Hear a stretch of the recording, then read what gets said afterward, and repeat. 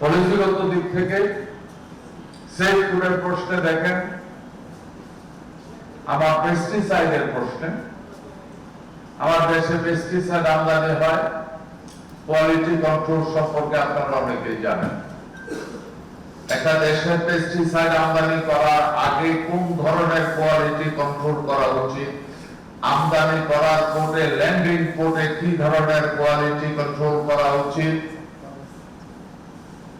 এটা অনেক কিছুর ভিতরে সুলভ করে ফাঁকি আছে।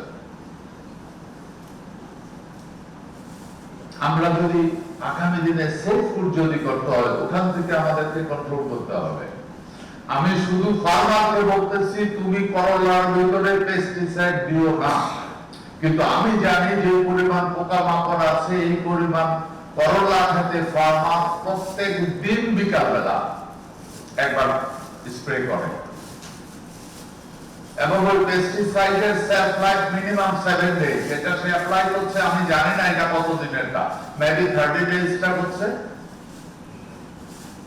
করলা বড় হইতে লাগে 5 দিন, ভেন্ডি বড় হইতে লাগে 24 ঘন্টা, কিন্তু ওইখান থেকে উঠে নিয়ে আসতেছে, আমি মনে করতেছি ধুয়ে খেয়ে ফেলতে পারতেছি।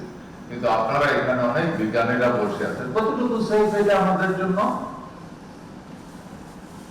আমরা বলতেছি কৃষকদের শিখাও কিভাবে পেস্টিসাইড নিতে হবে। ভাই, আমার দেশের কৃষক কতটুকু শিক্ষিত আছে, কতটুকু লোক ইন্ডাস্ট্রিয়াল ওয়েতে ফার্মিং করে? তাহলে আমরা যারা গভর্নমেন্টে আছি, আপনারা যারা বিজ্ঞানী আছেন, আমাদের উচিত এটা যখন ল্যান্ড করবে তার আগেই এটার একটা পলিসি ঠিক করা, এই গ্রেডের এই স্পেসিফিকেশনের আসবে, পেস্টিসাইড আসবে, এবং ল্যান্ড করার পরে এই জিনিসগুলি টেস্ট করে রিলিজ করতে হবে।